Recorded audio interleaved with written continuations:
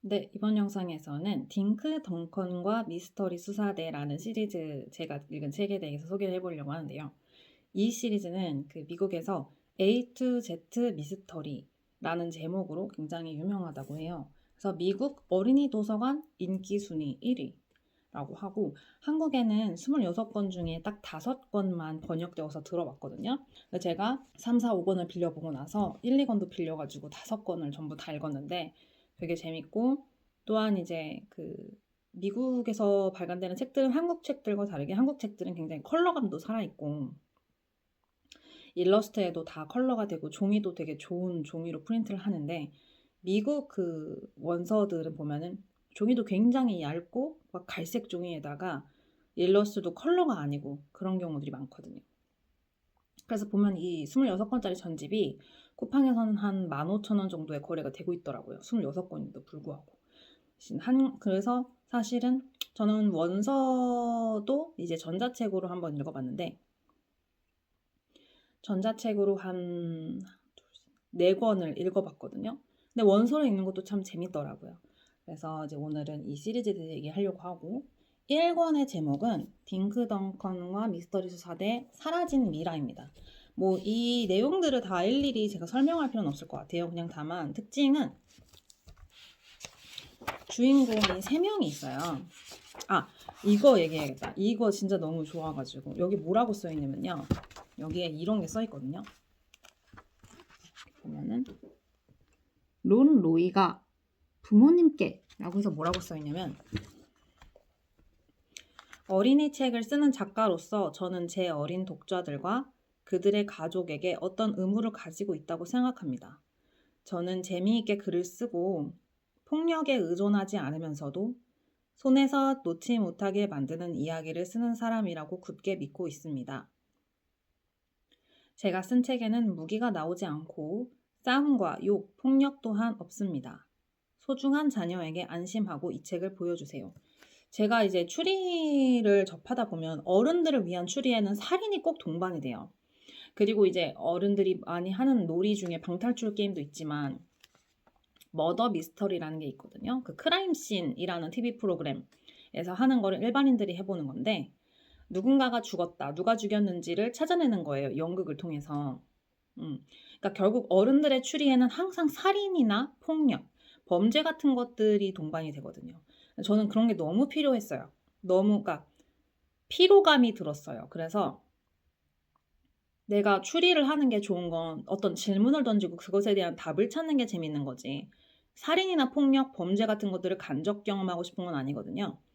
우리가 책을 읽을 때 그것을 머릿속으로 상상하면서 읽게 되는데 사람은 상상하는 것과 실제 경험하는 것을 뇌에서는 그 차이를 거의 느끼지 못할 만큼 뇌에서는 마치 이 사람이 상상하는 것이 이 사람이 지금 떠올리는 것이 경험되고 있는 것과 거의 비슷하다고 합니다.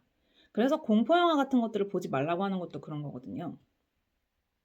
근데 책을 아무리 재밌다고 읽지만 어른들을 위한 스릴러나 추리소설에는 너무 많은 잔인한 장면들이 나와요. 그리고 그것들이 마치 되게 이 예술의 그런 어떤 이런 문학의 목적을 위해 꼭 필요한 장치인 것처럼 설정을 하는데 전 그런 게 너무 싫었어요. 예. 그래서 동화들을 읽게 된 거고. 근데 이제 작가가 여기에다가 딱 그렇게 폭력에 의존하지 않으면서도 손에서 놓지 못하게 만드는 이야기. 제가 이거에 대해서 또 할 얘기가 너무 많은데 제가 최근에 GPT랑 그런 대화를 했었거든요. 잔인하고 불쾌한 이야기들이 안 나오면서도 재밌는 책을 읽고 싶다. 그러다 보니까 타고타고 들어가서 동화를 읽게 된 거예요. 그것에 대한 긴 얘기를 나눴었는데 그러니까 결국은 이제 이런 살인이라는 장치가 어른들에게 주의를 집중시키게 하는 그러니까 왜냐면 어른들의 삶에는 골치 아픈 것들이 너무 많이 있잖아요. 생계와 관련된 것들, 번식과 관련된 것들. 그래서 어른들의 주의를 집중시키기 위해서는 굉장한 자극이 필요한 거예요. 살인이나 폭력, 범죄 같은 것들이 동반이 되어야만 이 추리라는 지적인 활동에 어른들을 개입시킬 수 있는 거예요. 근데 저는 그런 자극에 의존하지 않으면서도 충분히 몰입할 수 있는 이야기들이 가능하다고 생각했고 집요하게 찾으니까 이제 이런 것들 찾을 수 있어요. 근데 이미 뭐 유명하다고 하네요.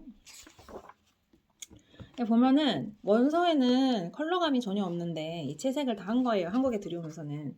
그래서 이렇게 이 그린론이라는 마을의 지도 같은 것들을 이렇게 컬러감 있게 해가지고 그래서 저는 번역책이 참 좋더라고요. 안타깝게도 5권밖에 안 나왔지만. 그리고 캐릭터들에 대한 것도 나옵니다. 이런 식으로. 캐릭터는 좀 주요 캐릭터는 3명인데 딩크 덩컨 주인공 친구랑 조시 그리고 로즈입니다. 근데 이 로즈라는 친구가 보통은 이제 이런 추리 작품들을 보면은 여자아이 숫자가 더 적거든요. 전 그게 참 아쉽긴 한데 그래서 저는 사실 이 책을 처음 읽을 때도 왜 여자아이가 1명이 남자아이가 꼭 2명이었어야 했을까 아쉬웠는데 읽으면서 보니까 로즈가 너무 대활약을 합니다. 대활약을 해요. 특히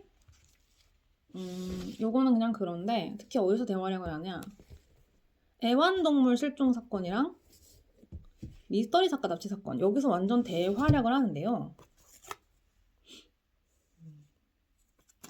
보여드릴게요. 네, 애완동물 실종 사건. 어느 날 갑자기 이제 그 애완이란 표현이 좋은 건 아니죠.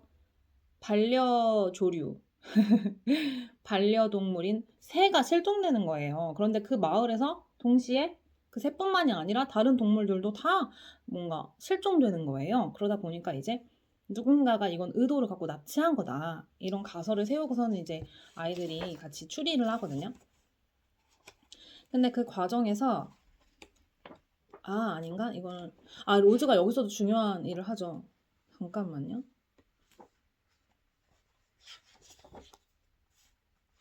아니다. 여기서는 그러니까 우리가 보통 왜 이런 어떤 범죄적인 상황에서의 여성들은 보통 다 피해자, 유약한 입장으로 묘사가 많이 되거든요. 그런데 이 애완동물 실종 사건에서는 피해자 중에 한 명이 여성인데 굉장히 강하게 당당하게 스스로를 보호하는 이런 장면이 나오거든요. 그래서 제가 그게 되게 인상 깊었어요. 그러면서 왜 기존의 다른 작품들에서는 그렇게 여자를 항상 일방적인 피해자로만 묘사했는가 이런 게 되게 궁금해지더라고요. 그 이유는 우리가 그래요. 그 밤하늘의 별이 빛나 보이는 게 밤하늘이 깜깜하기 때문이거든요. 그런 것처럼 무언가가 빛나기 위해선 다른 것들이 어두워야 돼요. 여성들이 그렇게까지 피해자로만 묘사되는 이유는 그 남성의 가해자성을 강조하기 위한 것도 있지만 동시에 그 구원자로서의 남성을 강조하기 위한 거예요. 그렇게 이제 구원자 남성이 엄청 멋있게 조명이 되기 위해서는 여성이 철저하게 피해자 위치에 있어야 하거든요. 근데 이제 이 애완동물 실종 사건 에피소드에서는 어떤 여성이 굉장히 당당하게 강하게 스스로를 되게 잘 보호하는 그런 모습이 나와서 그래 여자도 충분히 스스로를 보호할 수 있을지도 모르겠다. 근데 왜 기존 작품들에서 그랬을까 이런 의문이 들었던 거고요. 그리고 이제 대머리 은행 강도 에피소드에서는 여기서 로즈가 활약을 하게 되는데 보통은 이런 그 여자 캐릭터들은 좀 주변적이거나 보조적인 역할에 머무르는 경우가 많은데요. 특히 이 대머리 은행 강도 에피소드에서는 로즈가 굉장히 중요한 역할을 합니다. 또한 어떤 위기 상황에 빠졌을 때 보통 여자 아이들인 경우는 울거나 뭔가 어른의 도움을 받거나 이렇게 유약한 위치에 머무르는 경우가 많아요. 근데 로즈가 위기 상황에서 굉장히 기지를 발휘해서 그 위기를 어떻게 대처하고 빠져나오는지를 보는데 너무 당당하고 너무 강한 거예요. 그래서 어머 그래 충분히 여자아이도 물론 키가 작고 힘이 약하지만도 충분히 다른 어떤 기지나 아이디어를 발휘해서 자신을 위험에서 구할 수도 있는 거거든요. 꼭 정면으로 몸싸움을 해야만 강한 게 아니거든요. 다양한 장치들을 활용해서 머리를 써서 나를 위기에서 벗어나게 할 수 있거든요. 근데 기존 작품들에선 여자아이를 그런 식으로 그리는 걸 거의 못 봤습니다. 예. 근데 이 론 로이라는 백인 남자 작가가 여성들을 굉장히 똑똑하고 강하고 멋있는 개성 있는 존재로 많이 그려가지고 읽으면서 저는 되게 재밌었어요.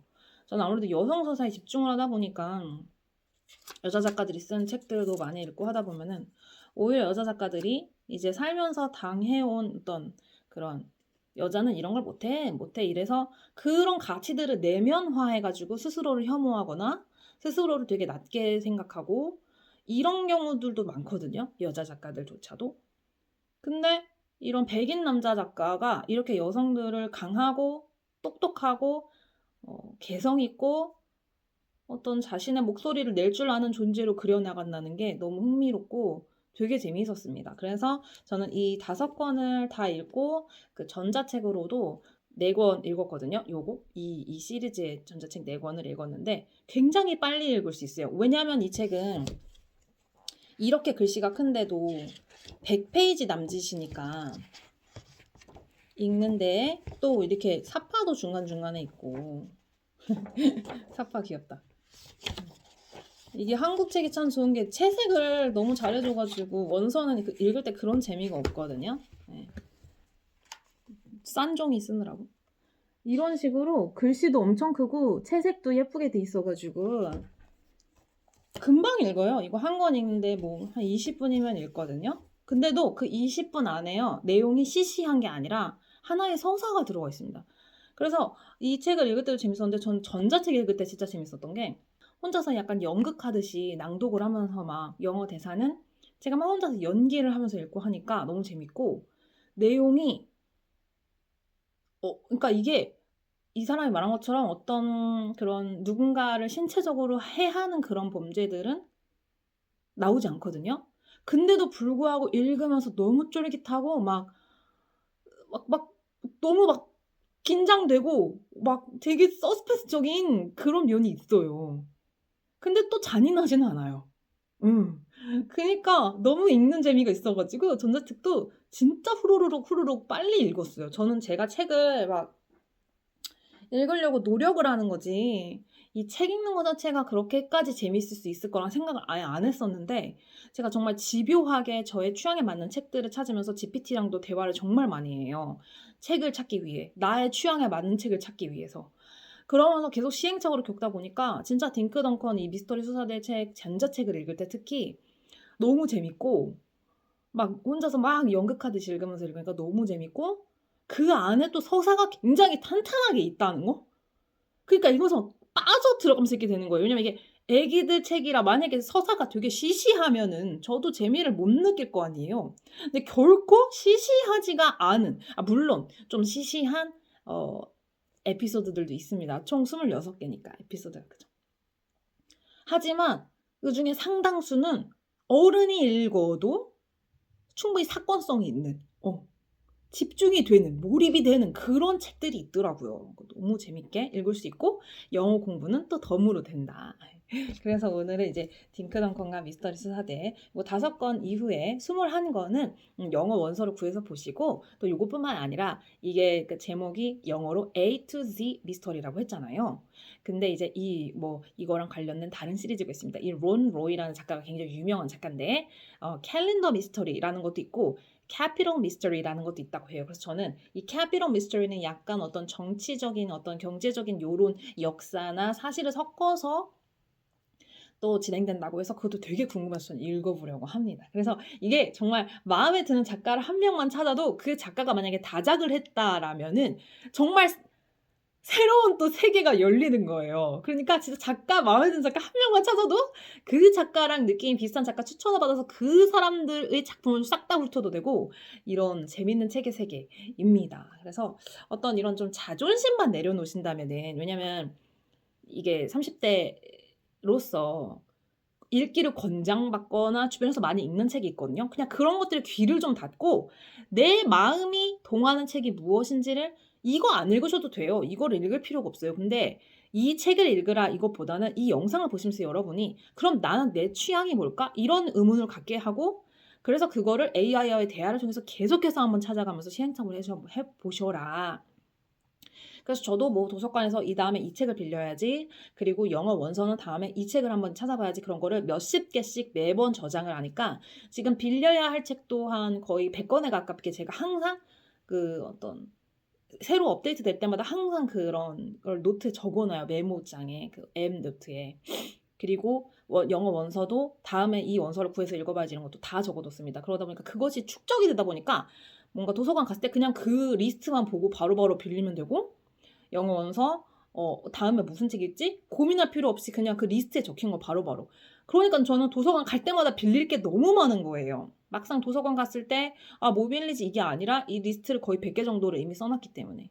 네, 요런 식으로 한번 독서를 해 보시는 게 어떤가. 이제 본인의 마음에 우러나와서 독서를 해 보시면, 제가 어제 같은 경우는 책 6권 읽었거든요. 물론 이런 뭐 동화나 그래픽 노블들이긴 하지만 여러분 6권 읽는 게 그렇게 쉬운 건 아니에요. 근데 저는 어제 6권을 되게 편하게 읽었어요. 왜냐면 다 제 취향이었거든요. 그리고 읽다가 내 취향이 아니면 덮어요.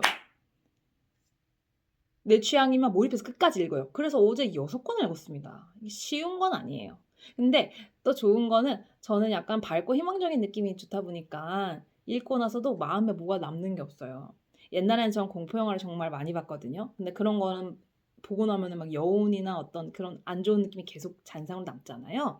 근데 제가 이렇게 제 취향을 적극적으로 찾으면서 밝고 희망적이고 긍정적이고 즐거운 책들을 주로 읽다 보니까는 그 6권이나 읽었는데 그 6권 중에 그 어떤 것도 저에게 어떤 간접적인 트라우마나 불쾌감으로 남지가 않더라고요. 안타깝지만 이제 한국에서 유명한 문학들은 많은 경우가 좀 트라우마에 대해서 쓰는 경우가 많거든요. 특히 성인 문학은. 저는 제 삶에서 이미 충분히 너무 많은 트라우마를 겪었기 때문에 타인의 트라우마까지 제 삶에 가져와서 간접 경험을 하고 싶은 생각이 없습니다. 그래서 좀 희망적이고 밝고 가벼운 책들을 읽으려고요. 그래서 제가 지향하는 독서는 딱 읽고 나서 재밌었다 하고 끝내는 그런 독서를 지향하거든요. 여러분도 한번 본인의 독서 취향을 적극적으로 찾아보시고 나의 마음에 귀 기울여 주는 어떤 습관을 들이는 거거든요. 이게 책이라는 건 도구일 뿐이에요. 이게 책이 아니어도 돼요. 내 마음에 귀 기울이는 습관 한번 들여보시기 바랍니다.